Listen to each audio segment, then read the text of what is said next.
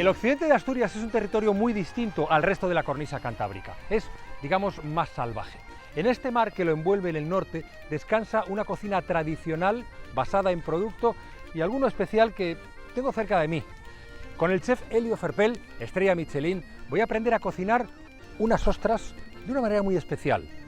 Como él lo hace, con su filosofía, con su manera de entender la vida y la cocina. Pero para eso, claro, tengo que ir a por ellas. Soy Juan Ramón Lucas y esto es Forjando Historias.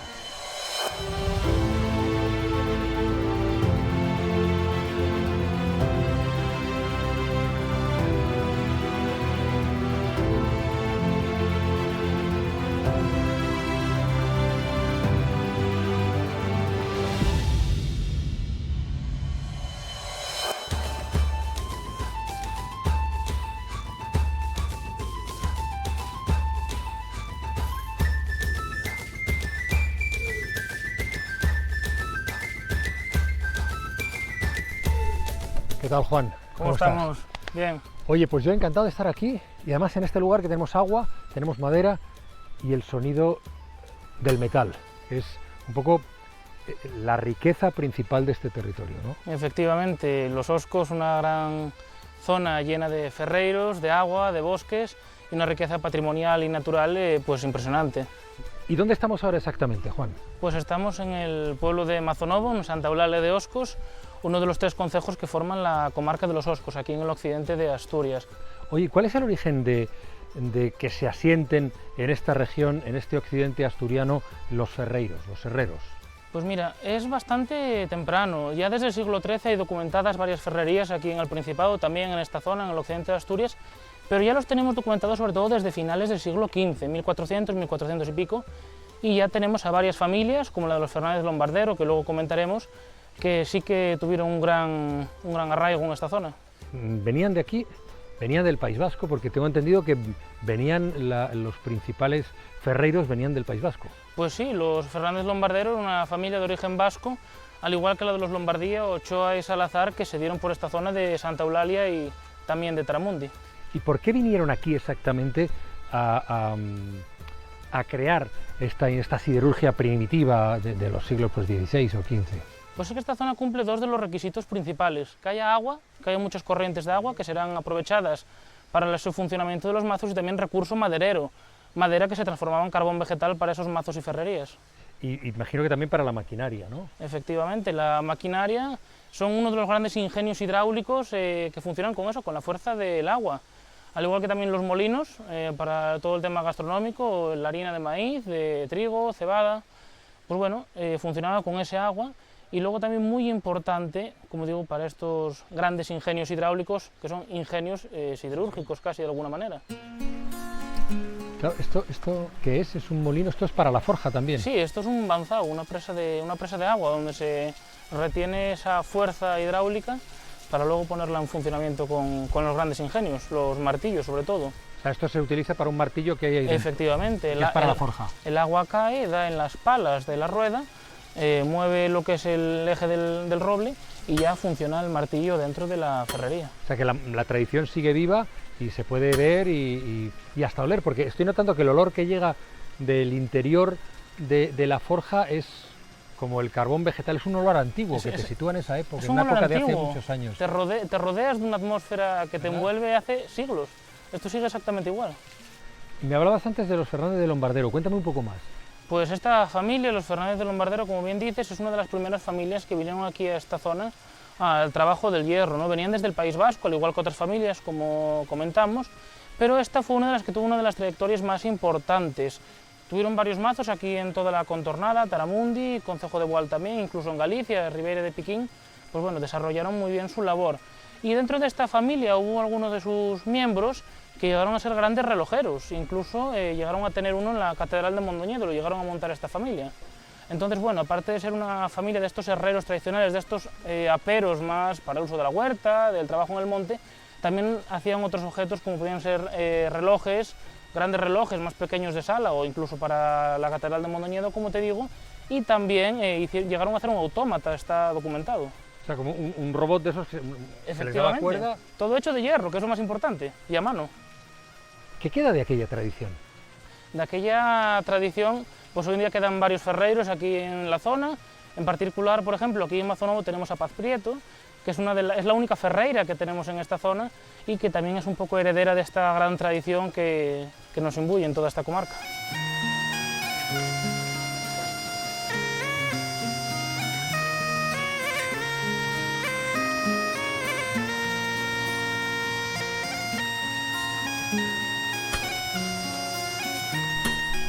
Seguimos escuchando aquí el sonido del martillo. Un sonido ancestral que desde hace siglos resuena en toda esta comarca, ¿no?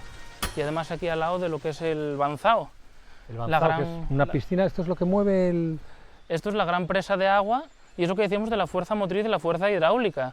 Llegamos ahí adelante, es donde están las compuertas y a través de esos brazos que van hacia la propia ferrería se accionan las compuertas para que bien o entre el agua por el sifón para que entre aire en la ferrería o para que mueva el gran eje que veíamos antes del martillo. El aire que mueve, que aviva el fuego. Efectivamente. Desde abajo. Hay que calentarlo, hay que subirlo de temperatura para poder moldearlo en el martillo. Oye, ¿cuántas ferrerías hay y había aquí en su tiempo?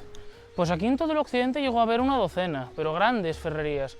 Algunas como la del Coto de Villanueva de Oscos, que era propiedad del monasterio de Oscos, o incluso la del Coto de Montealegre en Castropol, fueron dos de las más destacadas de toda la contornada. Cuando hablas de grandes ferrerías, hablamos de ferrerías industriales ya, más modernas. No, son unas ferrerías que si bien tienen una proyección comercial bastante interesante en esta zona, sí que eran ferrerías más de carácter local y comarcal. Pero también en esta tierra dio grandes industriosos, grandes empresarios, algunos como el Marqués de Sargadelos, o el mal llamado Marqués de Sargadelos. ¿Por qué mal llamado? Mal llamado con un poco de malicia, ¿no?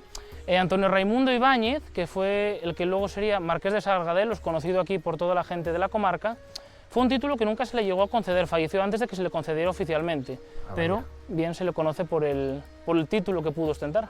Y tiene que ver con la cerámica de Sargadelos. Efectivamente, fue el gran fundador de la Real Fábrica de Sargadelos, que en sus inicios tuvo bastante oposición del obispado de Mondoñedo, pero consiguió abrirse y luego, gracias a sus servicios también a militares, se le llegó a dar la Real Orden de Carlos III. Sargadelos que como cerámica, como industria ha permanecido hasta nuestros días. Hay también industrias que hayan salido de estos montes, de estos bosques de Oscos y hayan llegado pues, a otros sectores, no sé, al mar, a la gran industria siderúrgica. Pues sí, esta zona, sobre todo ya la zona de la costa occidental, pues fue una zona también muy industriosa, sobre todo finales del siglo XIX y principios del XX, grandes conserveras, alguna mina de hierro, incluso tenemos el cargadero de Porcía, donde se cargaba el mineral, y bueno, pues son muchas industrias que se siguen manteniendo incluso hoy en día, conservas en la zona, pero bueno, ya más a escala pequeña empresa.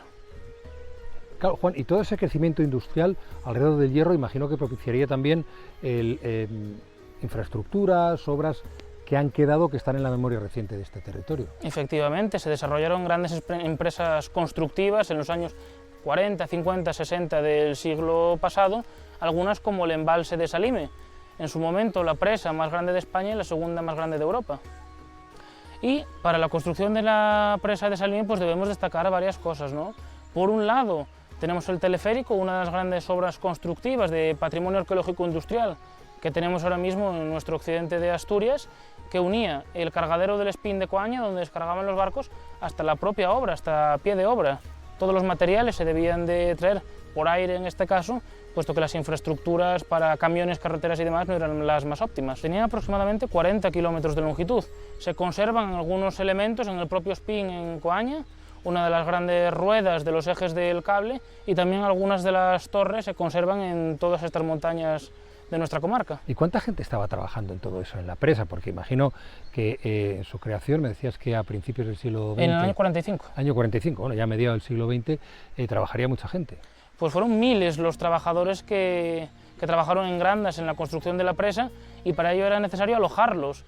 Hubo que construir ex profeso varios poblados, como el de Apaecega, que está en el municipio de Pesot, para alojar esos habitantes. El poblado de la Apaecega llegó a alojar a más de 2.000 personas, solo en un poblado. Tengo entendido, Juan, que tú tienes vínculo con los Fernández de Lombardero. Efectivamente, mi tatarabuelo Antonio de Ayonca y Fernández de Lombardero pues descendía por vía materna de este gran linaje de ferreiros de aquí de la zona, e incluso de la parte de la familia que fueron los grandes relojeros.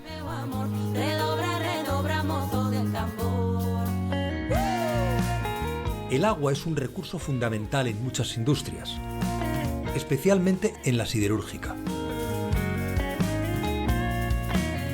Taramundi no es solo la cuna del turismo rural y de artesanía, se ha convertido en símbolo de la siderurgia en el norte de España. Aquí, la forja es cultura y es tradición. El arte del hierro es cultura que da identidad a este territorio. Vamos a conocer cómo se trabaja hoy en día. Redobra, redobra, mozo del tambor, que se nun redobras nun ben meu amor, nun ben meu amor, nun ben meu amor. Redobra, redobra, mozo del tambor. Juan, ¿qué tal? ¿Cómo estás? Muy bien. Oye, qué maravilla. La primera impresión al entrar aquí en este museo es la sensación de que aquí se alberga una tradición. Algo sí, claro. De siempre, ¿eh? Sí, sí, una tradición muy importante para este concejo, sí. Claro, sí, sí. Que empieza aquí, o sea, en donde estamos, que es los yunques o eso que imagino que hace ahí. Esto es un fuelle. Un fuelle para fragua. Eso, exactamente. Sí, este es el primer paso del proceso de fabricación de un cuchillo, digamos, de forma tradicional. El yunque, la fragua, el fuego, y luego a partir de ahí se va montando el resto de la pieza, pero hay que empezar por la hoja, que es lo fundamental.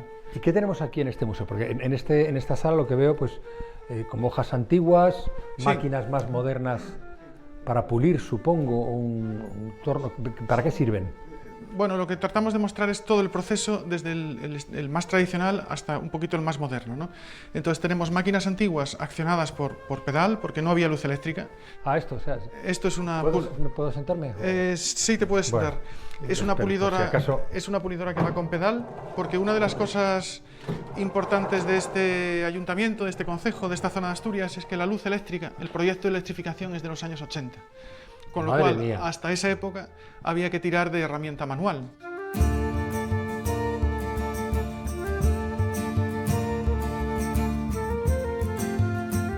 ¿Y esto aquí qué se hace? ¿Es para pulir? Aquí se pueden hacer varias cosas. Se puede tornear un mango, porque esto puede servir como torno, y en esta parte del eje se pueden añadir distintos tipos de piedras o de ruedas para esmerilar, para desbastar el acero o para pulir, incluso para afilar también se podría hacer. ¿Y esto es un motor eléctrico que puedo dar aquí? Sí, sí, claro, sí.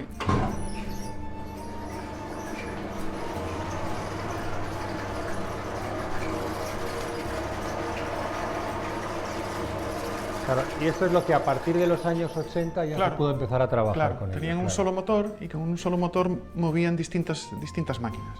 Porque, bueno, lo que fueron haciendo siempre fue adaptar los talleres, las máquinas a los espacios que había en los talleres. Entonces, por eso tenían que cada taller es un mundo. Las mismas máquinas, pero adaptadas, construidas por el propio cuchillero y adaptadas al espacio que tenía en el taller. ¿Podemos seguir visitando el museo? Sí, sí. ¿Qué tenemos aquí? Aquí tenemos un espacio donde contamos, adelante por favor, contamos el proceso del temple. ¿El temple? Sí, el temple es el proceso por el que se endurece el acero para que la navaja o el cuchillo corte bien. Ajá. Es un proceso térmico que se hace en la fragua, se hacía en la fragua, ahora se puede hacer en un horno, y consiste en calentar y enfriar rápido. Y luego está por aquí, una vez se ha templado se afila. Exactamente. Después de templar hay que afilar para que la hoja quede cortante, ¿no? Entonces tenemos distintos tipos de piedras, de muelas, algunas que se accionaban con la mano, con el pie, y ya luego las piedras eléctricas y con materiales más modernos. Sí. ¿Y esto de aquí es Estos son herramientas para pulir, sí. Es antigua, claro. Claro, sí, son herramientas muy antiguas que, como te decía antes, están fabricadas por el propio cuchillero en función de las posibilidades, del espacio que tenía y demás. Y luego aquí... Y estos son herramientas para hacer la decoración. La decoración, o sea, lo que lleva el mango de la navaja. Exacto, sí. Podemos ver una fragua tradicional, que creo que te va a gustar. Pues perfecto, te sigo. Muy bien.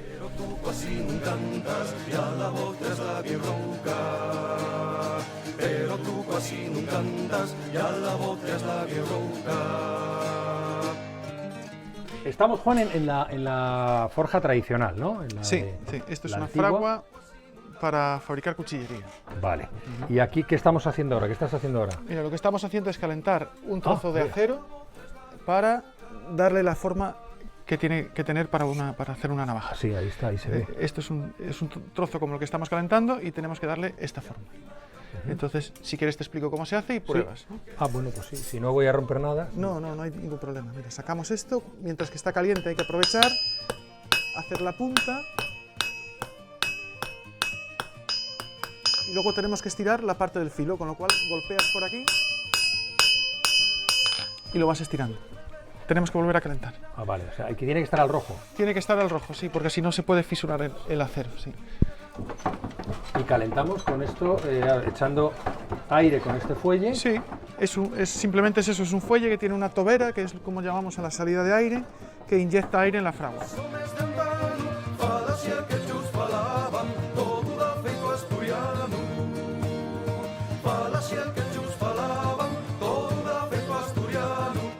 Y entonces lo que... A ver. Entonces tienes que coger... ¿Quema? No, por ahí atrás vale, no quema. no. Y con el martillo estirar para conseguir dejarlo lo más fino posible para hacer el filo de la navaja.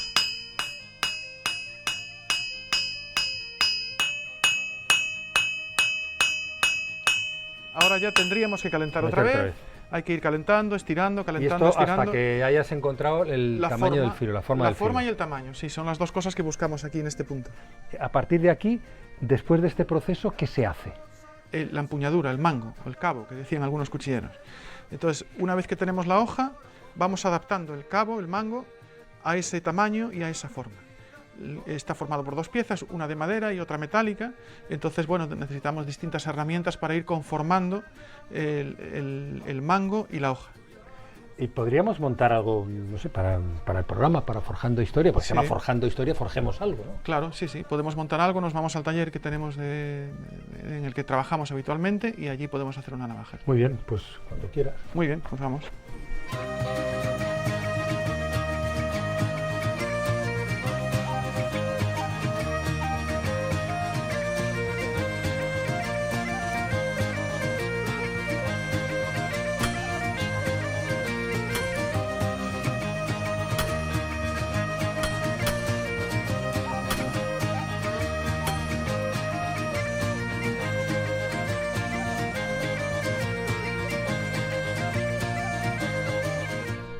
Entonces, aquí y así es como se hace hoy la navaja, la artesanía de los cuchilleros. Trabajáis con este material, ordenadores, con tecnología moderna. Sí, bueno, hay que decir que no todos trabajamos así. Sigue habiendo en Taramudi todavía cuchilleros que trabajan de forma tradicional, más o menos como acabamos de ver.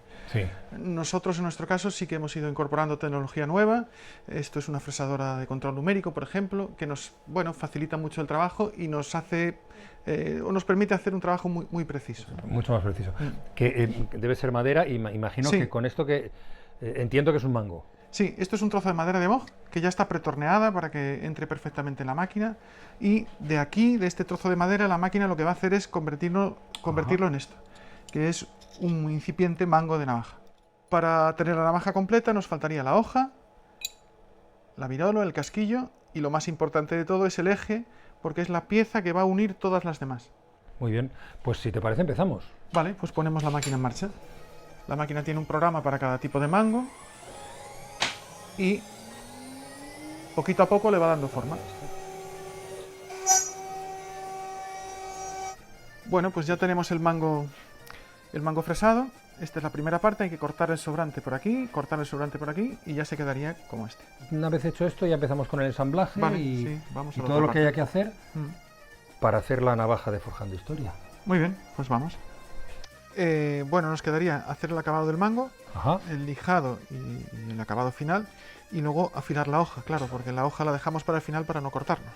Vamos a la lijadora y hacemos el lijado de la madera. ¿Puedo hacerlo yo? Sí, yo te explico cómo se hace, si te parece. Sí, por favor.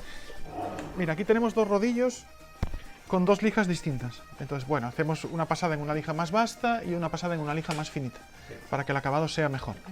Entonces, ponemos la máquina en marcha y se trata de ir pasando todo el mango. Vale, ¿ves la diferencia, no? Para quitarle todas estas marquitas que tiene de la fresa. Y es suave, no hay que apoyar. Muy suave, muy suave. Hay que ir pasando todo el perímetro del mango, primero con este, y cuando tengas este, le damos con este que es más finito y le va a dejar un acabado todavía mejor. Vale.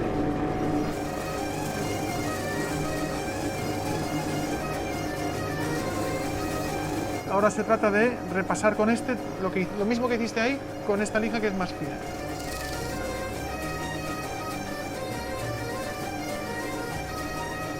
Y tendrías que repasar también la parte de atrás, así de plano.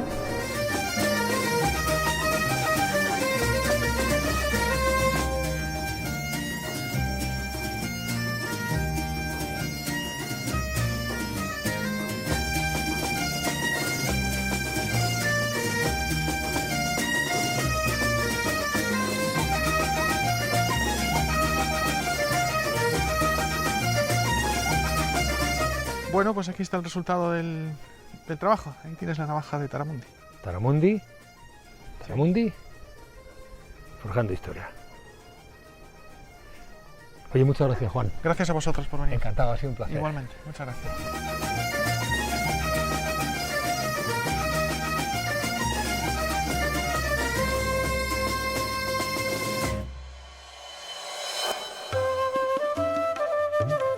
El agua también es un elemento clave en el sector deportivo y recreativo.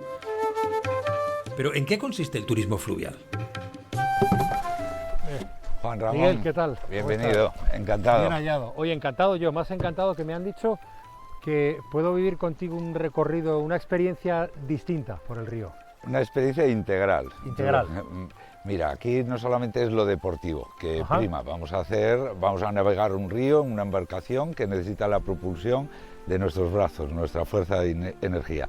Pero es algo más que eso, es una forma de entender, interpretar la naturaleza desde una óptica a la que no estamos acostumbrados, desde el agua. Me parece muy provocador lo que dices en el sentido de que es algo distinto a lo que se hace con propuestas turísticas así, Sí. porque en barca te lleva mucha gente. Sí, utilizamos la canoa como medio de transporte, pero aquí acontece pura magia. El río está muy protegido, no vamos a encontrarnos a nadie en todo el trayecto, entonces es una forma de un diálogo con el medio ambiente. Y eso lo haces tú aquí en el EO. El Eo, en la frontera Asturias y Galicia, un río enigmático, un río emblemático que todos conocemos de haberlo estudiado, pero poca gente la conoce in situ.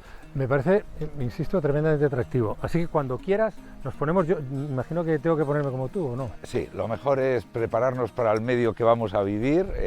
Un neopreno un día como hoy en Asturias no viene mal. Onda pasa por agua, paloma mía. Onda pasa por agua, voy a la ría. Bueno, Ahora Miguel, sí ya, que ya sí. estoy.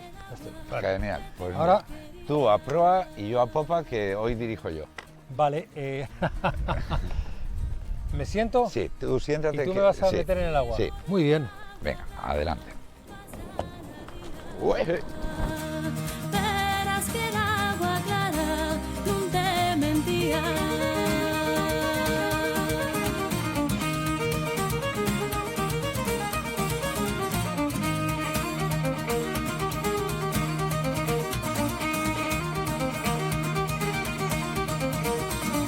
La primera sensación, tranquilidad, solo el sonido del aire y el agua. Y esa sensación de ir sobre un medio natural como el agua y envuelto en al abrigo de los árboles y las plantas alrededor del cauce.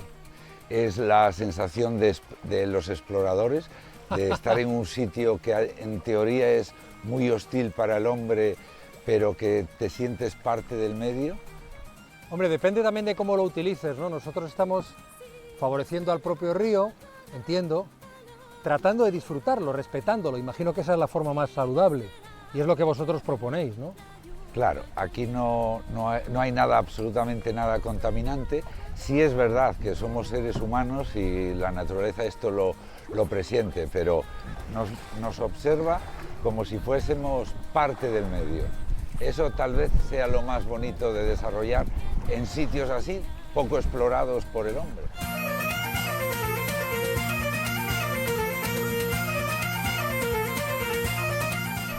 Tenemos que estar siempre con un ojo pendiente del río, porque en estas situaciones y en un río con esta naturaleza impoluta, todo puede pasar. Cualquier cosa extrañadamente diáfana que veas que se mete al agua, prestamos atención porque puede ser un animal, nutrias, hurones, turones, cualquier animal que busca la cama en este lugar. Oye, hablando de búsquedas, claro, es curioso, y además eres capaz de contagiar esa impresión. Uno está aquí no deseando llegar al final para ver sitios, sino disfrutando del instante, de meter la pala, de acercarte, de ver las aves, los pájaros cómo vuelan aquí, de ver y conocer las plantas. Sí, es una cosa que a mí me encanta en los recorridos que hacemos, hacer especial hincapié en esto, ¿no? Que no hay que tener la necesidad de palear deportivamente para salir de un punto y llegar a otro con un recorrido vacío en contenidos. Simplemente estar es importante, pero también cuando el ojo se va adaptando a la naturaleza, surgen cosas que a priori no le das importancia, pero ahí aparece la naturaleza.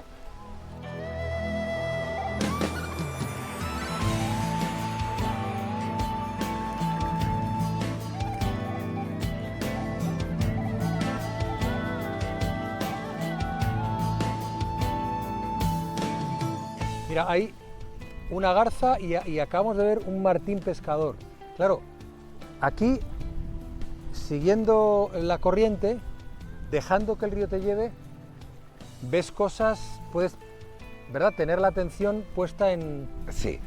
Esto es lo que permite pensar que todavía, aquí en Asturias, aquí en Eleo, se puede disfrutar de naturaleza prácticamente salvaje.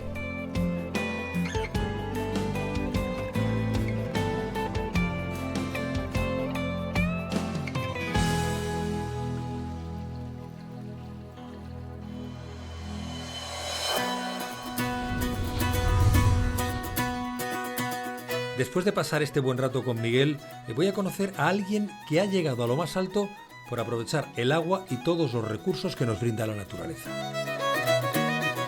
El primer y de momento único restaurante con estrella Michelin en el occidente asturiano es este Ferpel gastronómico, a cuyo frente Elio Fernández Peláez lo que hace es recuperar platos antiguos. Cocina historia y cada plato suyo es un homenaje al territorio. Hoy, en este capítulo, él va a ser mi guía. Como corra la sonada de estas mazaninas Toirú, Elio, Juanra, ¿cómo estás? Qué alegría verte. ¿Qué tal, Jolín? Oye, ¿Estás por aquí? que está regando, evidentemente. Aquí estamos regando ya el invernadero. Aquí tienes... ¿Cómo huele? ¡Qué maravilla! Veo tomates, veo otras plantas que no conozco. Lo que tienes es una exposición de las cosas que uno puede... Bueno, aquí tenemos un poco lo que usamos en la cocina, como puede ser el siso, la mini zanahoria baby, los tomates ahora en temporada, las flores de tajete. Intentamos aquí enseñar un poquito lo que hacíamos antiguamente en el huerto, que es lo que consumimos en el local, pues intentar hacerlo aquí un poquito para que se vea. Un poco como muestra, ¿no? Porque... Como muestra al mundo de que se vea el trabajo del mundo rural. Ya sabes, somos muy defensores del mundo rural. Si me echas una mano, vamos a regar el otro lado. Ah, sí, sí. Y... Si te fías de mí... Oye, ¿y tu cocina cercana, cocina... No ya kilómetro cero, que eso me parece un poco desfasado, pero una cocina que sigue pensando en el producto local y en la elaboración tradicional, sí, pero reinterpretada. Lo que buscamos es mostrar al mundo lo que era el mundo rural con sus proveedores, sus agricultores, sus ganaderos, y mostrar un poco las recetas que se han perdido de antes, como las papas de maíz, el rapón de tocino y picadillo, un poco mostrar al mundo esas recetas que desaparecieron, que quitaron el hambre al mundo, y que vuelven a ser platos originales que vuelven a tener tendencia. Claro, eso es para mí uno de los valores de la gastronomía, que te evoca, estimula la memoria, el olfato, el gusto, el sabor, las cosas que recuperas, pero claro, las haces de otra forma o es directamente la receta tradicional, tú la reinterpretas. Bueno, hacemos lo que es la receta tradicional, lo que pasa que a veces pues la deconstruimos o la adornamos con otros productos que podemos jugar con él. Lo que buscamos es jugar un poquito con el sentimiento de la gente, que tus recuerdos te hagan ser feliz en el momento que estás comiendo. ¿Y eso te ha valido una estrella Michelin? Exactamente. ¿Cuánto tiempo llevas con la estrella? La estrella nos la dieron en el año 23. ¿Año 23? Sí. ¿Y con el restaurante? Con el restaurante lo montaron mis padres en el año 90. Mi madre había sido cocinera en una casa de comidas de esas de nacional, de carretera, con bastante prestigio. Y cuando se casó con mi padre, pues dejó la cocina. Y desde que tuvo 4 hijos, que yo soy el más pequeño, cuando yo ya andaba solo, pues dije, quiero montarme una casa de comidas para mí. y yo empecé a trabajar pues con 8 años. Oye, y aparte de esto, me gustaría, Elio, si es posible, pues entrar en tu cocina, pero no solamente para verla o degustarla, que bueno, que eso podemos negociarlo, sino para hacer algo. Te tendría que tentar a hacer un plato de mar, podemos hacer una ostra de Leo, si te apetece. Vamos, pero Lo único malo que no tengo, tendrías que ir a Encantado. buscarlas. Y yo te traigo las ostras y hacemos algo. Y hacemos un plato con ostras, Trato hecho. ¿vale? Trato hecho. Mira, te dejo Yo ya creo que con vamos tu bien. trabajo y nos vemos con la... Te veo luego, ¿vale? Gracias. Venga, hasta luego. A ver, ostras.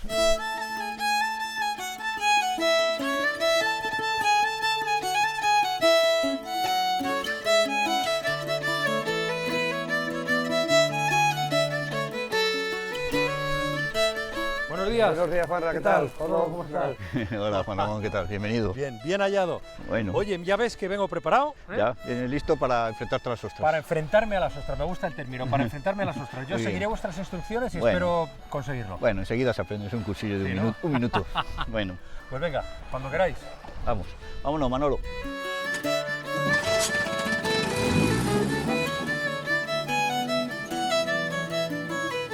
¿Y hacia dónde vamos? Bueno, tenemos el parque allí, ves que hay unas pequeñas manchas, son Sí. las parrillas con las ostras encima. O sea, las ostras están debajo, ¿eh? o son Es esas manchas que vemos. sí, esas manchas, son dentro de unos sacos sobre unas parrillas. Ahora cuando lleguemos se ve muy bien. Vamos ¿Y a esto ver. lo hacéis cada cuánto tiempo?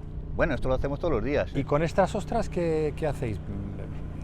¿Os quedáis con algunas para degustarlas aquí? Sí. ¿Las Sí, vendéis? ¿Cuál es toda el la recorrido? semana metemos la cantidad de ostras que estimamos que vamos a vender esa semana a la depuradora, que está aquí en el otro lado de Castropol, y ahí se envía para todos diferentes sitios. Las que no han crecido bastante, pues se vuelven a la ría para que sigan creciendo. Dices lo de la depuradora. Las ostras, yo por lo menos a mí me gustan además, me las como crudas, Sí, pero tienen que pasar, hay Claro. que limpiarlas o depurarlas. claro, como se comen crudas, pues las pocas bacterias, o muchas según las aguas que vivan, que han ido acumulando durante su vida, pues hay que eliminarlas. Y hay mucha gente que haga esto aquí, es decir, aquí se cultivan ostras especialmente, es un lugar propicio para Sí, las ostras. Es un sitio especial, es el único sitio de Asturias donde se cultivan ostras desde hace ya muchos años. Yo llevo 32, pero ya antes había alguna empresa.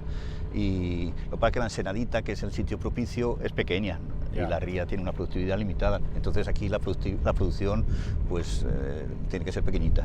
O sea que si tengo que cumplir el encargo de Elio y traer ostras de Asturias, tiene que ser aquí. Hay que venir aquí, sí. Vale. Sí, sí. ¿Cuántas podéis coger al día? Depende, por ejemplo, en verano vendemos muchas ostras, porque el turismo demanda ostras, tanto en la hostelería como en nuestro sitio, y pues, vendemos 8.000 a la semana o así. Entonces, 8.000 a la semana. Sí, todo eso hay que preparar cada semana, unas 8.000, 9.000 ostras para llevar a la depuradora. Bueno, Edu, explícame entonces cuál es el proceso ahora. Yo veo ahí como si Sí. fuera sobre unas parrillas, Eso es. con hay muy poco fondo, sacos llenos de ostras. Sí, ponemos estas parrillas de hierro que son mesas que llamamos de 3 metros de longitud y 1 metro de ancho para poder poner los sacos encima con las ostras dentro para que vivan ahí. Se llama cultivo en suspensión. Hacemos filas, como ves, y para ocupar el espacio de la mejor manera, pasillos grandes para la embarcación y pequeñitos para ir con las personas para hacer las labores. Claro, ahora está subiendo la marea. Sí. Hay momentos en los que esto queda al descubierto, quedan al aire. Sí, las estas ostras. todavía están al aire, estas todavía están deseando que llegue el agua. Y esta semana que hay mareas muertas, la semana que viene, por ejemplo, son mareas vivas, toda la ensenada se queda en seco. Son los días que más aprovechamos nosotros para venir al parque a voltear los sacos, a atar los que se hayan caído, en fin, Vale, cogerlos, soltar sacos. ¿Y la calidad de la ostra, Eduardo, de qué depende? ¿De dónde está el saco? ¿De la especie de ostra? ¿De qué Bueno, depende? con la especie varía, pero lo fundamental es la calidad del agua. La calidad del agua, Sí. vale. Por ejemplo, esta ría es estupenda, tiene una calidad ambiental, ecológica estupenda. Entonces eso es lo que mejor le viene a la ostra y que tenga un buen sabor. Luego, esta ostra es la más cultivada en el mundo, pero hay otras ostras distintas, tienen un sabor distinto. Y luego cada ostra, cada zona, un poco como los vinos, cada zona tiene un sabor peculiar, que depende ya del fitoplancton que hay en la ría, las algas microscópicas, que es lo que ellas comen. Estas son distintas que las de Arcachón en Francia, o las de Tarragona, o las... Sí, Estas están ricas, están sabrosas. sí, yo creo que sí, pero Pues hay que probarlas. Vamos Sí. al proceso.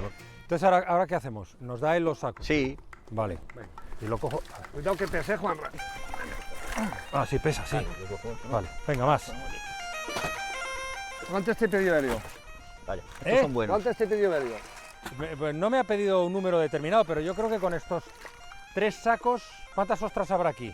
Unas 300 Ya, más o ahí menos. ¿Sí? Sí.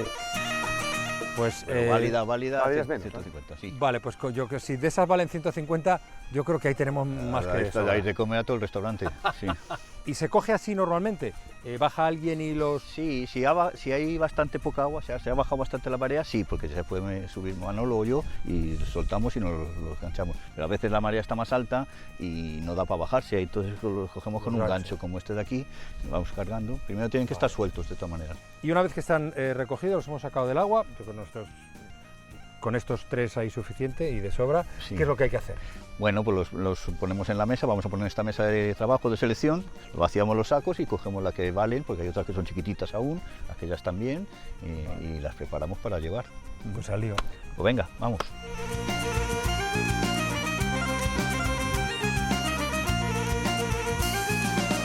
Vale, pues yo lo que veo aquí, Edu, es... hay ostras, claro, pero de distintos tamaños y con mejillones. Sí, claro, porque es la vida de la ría. Pero las ostras crecen desiguales, aunque las vayas clasificando cada cierto tiempo, que es lo que hacemos durante los 2 años, pues siempre hay algunas que crecen más, ¿ves? Mira esta y mira esta. Cuando las metimos en el saco eran casi iguales, pero esta ha pegado un estirón y demás. Claro, bueno, pues vamos a ver cuáles pueden ser perfectas para cocinar con helio. Eso, para cocinar ¿Estas dos? con helio, mejor un poquito más grandes porque creo que las vais a cocinar. Si fuera para comer al natural, yo me quedaría con esta. Ah, vale. Porque ya tiene un bocado bueno. Pero Sí. como la vais a cocinar, que siempre se encogen y tal, Vale, pues ese eso. tamaño, ¿no? Vete poniéndote ahí Vale, voy las así más grandes, Estas, vale. que veas así más ¡Oh, grandes. qué ostrón! Ese es enorme, sí. ¿Esta también vale? Sí, esa vale también. Mira. Hombre, ya esto va apareciendo las ostras que conocemos. Ahora ¿eh? ya aparece nada. A ver, Edu, hay una cosa que a mí me gustaría hacer, y además por eso he traído la navaja. La navaja de Taramundi, de Juan Carlos Quintana. Intentar abrir una. No sé si te escucho si es adecuado. Sí, pero... sí, es perfecto. Perfecto, vamos a ver. Y sabes abrirlas, ¿no? ¿Sabes la técnica? Más o menos. Otra cosa es que sea capaz de aplicarla ahora. ¿Esta estaría bien? Esa está muy bien. A ver, ¿dónde la encuentro? Sí. Vale, un poquito más arriba. Un Ahí. poquito más arriba, ¿eh? Sí.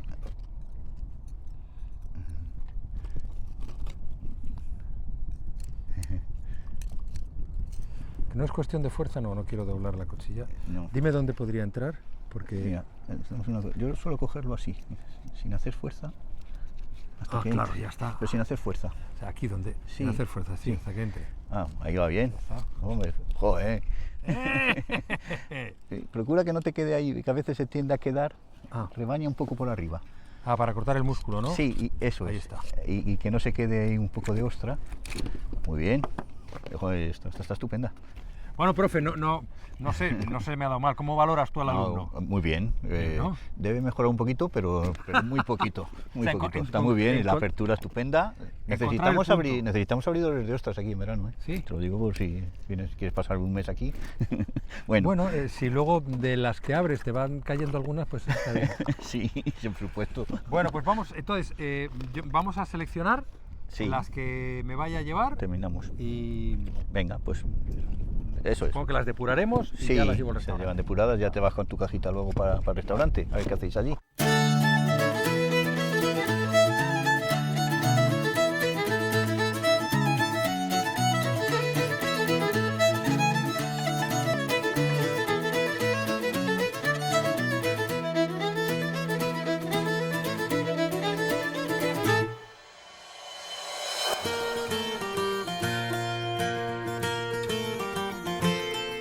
Antes de llevar las ostras al restaurante de Helio, voy a hacer un alto en el camino para conocer a fondo la cuenca del río Navia.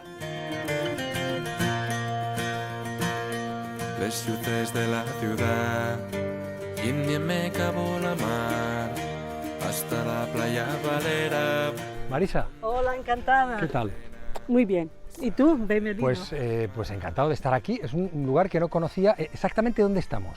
A ver, estamos en el embalse de Doiras, que es el embalse que está situado en la mitad del curso del río Navia. Sí. Es el mediano también de tamaño, aunque es el más antiguo por construcción, porque lo construyeron entre 1929 y 1934. ¿Y qué extensión tiene este A ver, embalse? navegables son menos, pero son 54 kilómetros, más de 54 kilómetros y medio de longitud. O sea, que siguiendo el curso del río Navia. Siguiendo el curso del río Navia, exactamente. Vale, pues oye, veo que está todo el mundo preparado, Sí. no vamos a hacerles esperar mucho más. Nos damos una vueltecita y hablamos. Perfecto, me Vale, parece muy bien. Pues venga, yo te sigo. Gracias. Pelos falleros de mayo.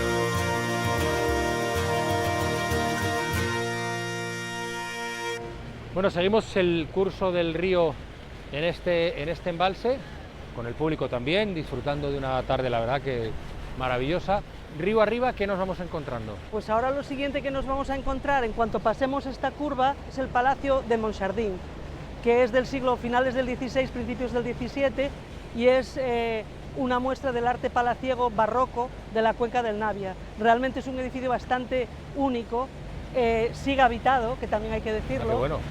Fue declarado bien de interés cultural en 2013 y es un sitio, tiene una capilla también, la capilla de San Antonio, que es muy particular, que tiene muchas, no leyendas, pero bueno, como está en un sitio muy bajo cerca del río, cuando sube la niebla, siempre la historia de que si hay a lo mejor fantasmas o hay, sabes, shanas o historias, porque claro, también los padres un poco con la idea de que los hijos pues que no se acercaran al río, porque siempre hubo gente que se ahogó en el río. Pero el palacio en sí es magnífico y después también, ahora no lo vemos, pero en muchas de estas laderas, antes de que subiese el agua por culpa del embalse, lo que había eran viñedos. ¿Viñedos? Viñedos, porque eran de, a ver, todas las familias tenían un viñedo particular. No se vendía vino para afuera, digamos, era para consumo propio.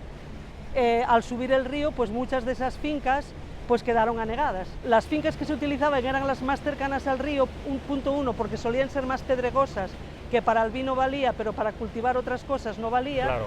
Y por otra parte, porque estaban cerca del río para poder regar las viñas. En caso de que el año viniera seco, pues regaban las viñas de esa manera.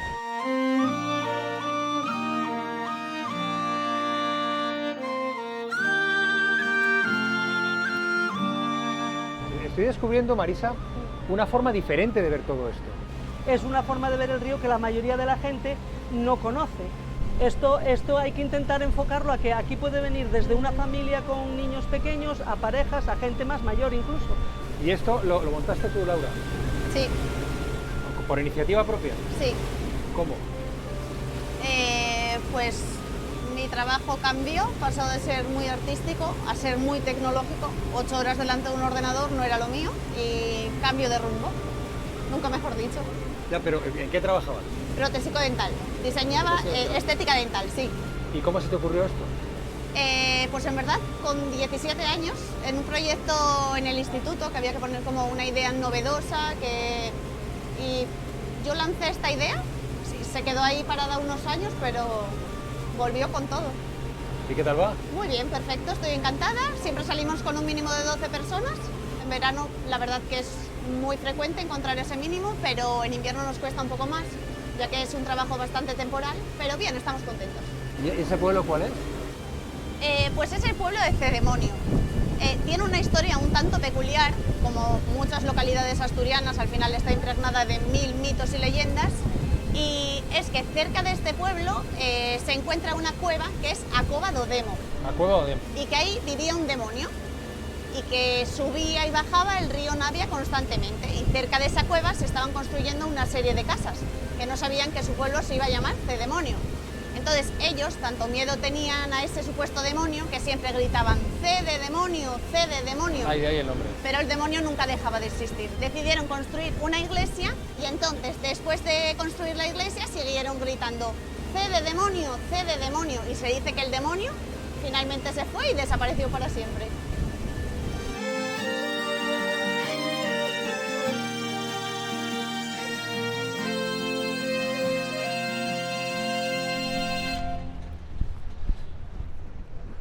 Buenas, buenas, ¿qué tal? Hola, Roberto. Hola. ¿Me puedo sentar? Sí, claro. Buenas. Qué bonito, ¿eh? Precioso, esto es precioso. Muy bonito. ¿Y por qué os habéis apuntado al viaje? Bueno, en verdad yo es que no soy de aquí, yo soy del sur, vengo de Málaga. ¿De Málaga? Sí, y es una sorpresa que ella me ha preparado porque he venido mucho por aquí cuando he venido a verla. Pero yo siempre he dicho que el río Navia me encantaba y me gusta mucho el agua y demás, y me lo ha conseguido ella en plan sorpresa. Yo no lo sabía hasta que he venido hoy aquí. Qué bueno, sí. Qué bueno. ¿Y has disfrutado? Sí, mucho. Además hace muy buen día y la brisa y todo es muy agradable. Fíjate, a mí el paisaje me parece maravilloso verlo porque lo ves desde la carretera, lo ves paseando y tal, pero verlo desde el agua es otra cosa. Sí, es como otra perspectiva. Sí, es verdad. De tranquilidad. El anchote y el aire y todo está muy bien. Está bien, pues la tranquilidad, el paisaje, el paseo, el aire, te despejas. Sí, súper recomendable.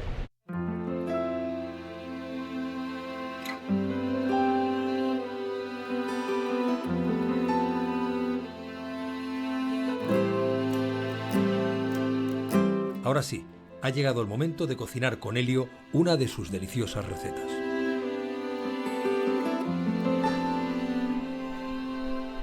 Bueno, Helio. Juanra, No te lo creas, ¿eh? ¿Las has conseguido? Esta misma mañana. ¿Qué tal? ¿Te ha gustado? ¿Te ha gustado? Me ha gustado mucho. Me ha gustado mucho. Voy a quitar esto. Me ha Vaya gustado trabajo. mucho porque es algo que nunca había hecho y me parece muy interesante. Bueno, pues nada, ¿qué te parece si hacemos una ostra diferente? Porque normalmente la ostra se come cruda y hay mucha gente aquí, cuando en el restaurante servimos ostra, mucha gente le pasa que como nunca ha comido ostra, pues tiene bastante miedo a ese sabor potente que tiene la ostra. La primera vez que comes la ostra es como si metieras un vaso de agua de mar en la boca. Sí. Entonces a nosotros a veces nos gusta en el restaurante pues suavizarla un poquito. Pues, ¿Cuál mira, elegimos? esta es una ostra más grande, esta es bonita. Como vamos a blanquearla, podemos coger una ostra grande, pero como vamos a comerla de un bocado, vamos a emplatarla en la ostra, vamos a usar una ostra media. ¿Qué quiere decir blanquear? Blanquear es meter en agua hirviendo. Ah. Vamos a hacer una ostra con ortiguilla de mar y percebes para potenciar mucho más el sabor a mar. Y entonces, como ya sé que no eres un gran cocinero, es un poco torpe a veces en la cocina, ya me han hablado, ya me han avisado, te tengo todo preparado aquí. Lo vas a hacer tú. Vale, perfecto. Tú vas a cocinar. Yo voy a ser tu pinche. Vas a tener un pinche de estrella Michelin. Y tú vas a cocinar todo. Con lo cual te voy a dar un delantal, abrimos las ostras y empezamos a trabajar. ¿Qué te parece? Perfecto. Venga.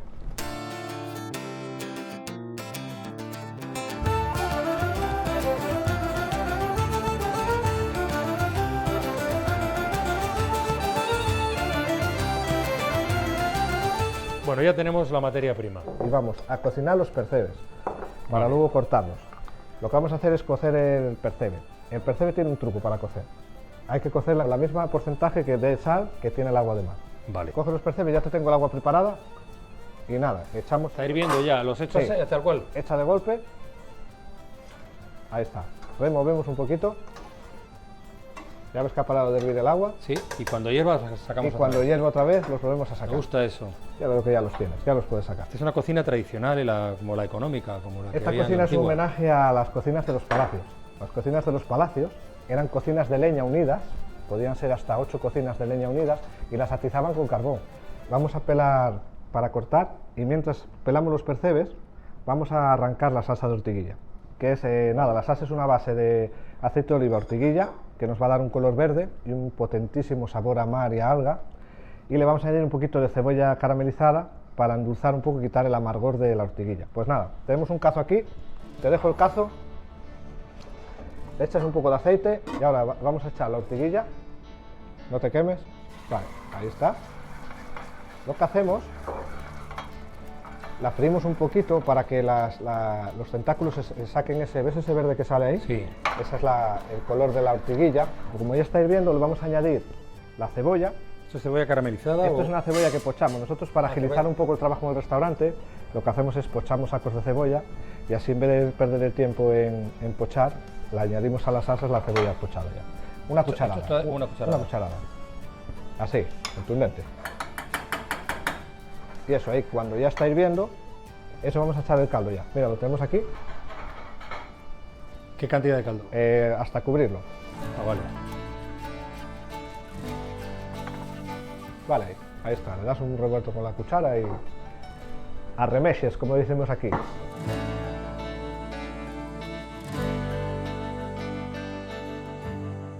puro mar. Bueno, pues puro vamos mar. a blanquear la ostra. Es esa misma agua que utilizamos para cocer el percebe, así ya tenemos un poquito de sabor a mar. Y lo que hacemos con la ostra, simplemente meterla para que se contraiga un poquito. Vamos a salsear. Le echas la salsa ahora, vale. Sí, la salsa, que no esté muy caliente. Voy a poner las gafas para verlo bien. Mira, yo hago una y tú haces el resto, ¿eh? Lo que hacemos es salsearla. ¿Vale? Con ese calor residual va a acabar de contraerse, se va a quedar cruda por dentro.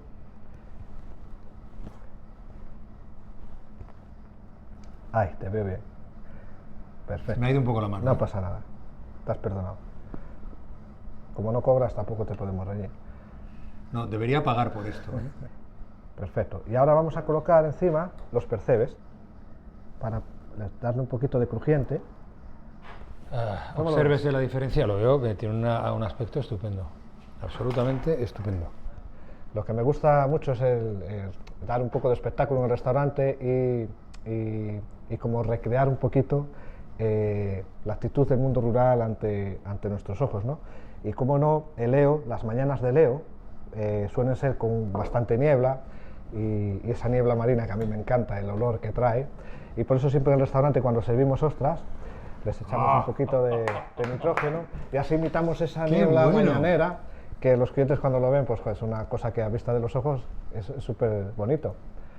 Y nada, como ya están refrescadas, ¿qué te parece si nos las jalamos? Servimos. Pues, ¿qué dices? Te estoy deseando, Elio. Y tenemos que brindarlo, de un bocado, ¿eh? La ostra tiene que resbalar y entrar de un bocado a la boca.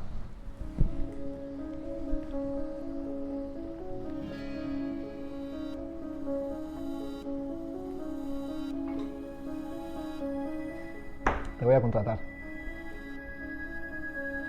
Es espectacular. Y voy a tratar de explicarme.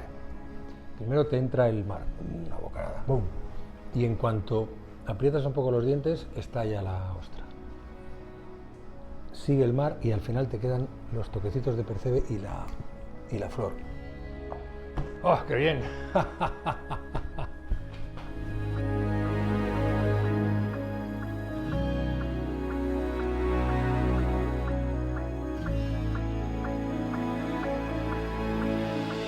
Hoy hemos forjado historia con esta navaja, literalmente, y ha sido posible gracias a Juan, que con tanta generosidad me ha enseñado el minucioso arte de trabajar el hierro.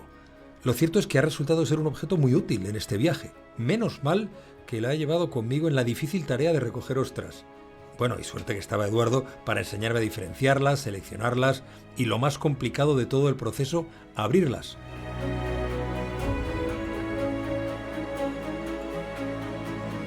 Aunque sin duda el esfuerzo ha merecido la pena. Aprender a cocinarlas con mi amigo Elio Ferpel y degustarlas en su restaurante ha sido un verdadero regalo al paladar.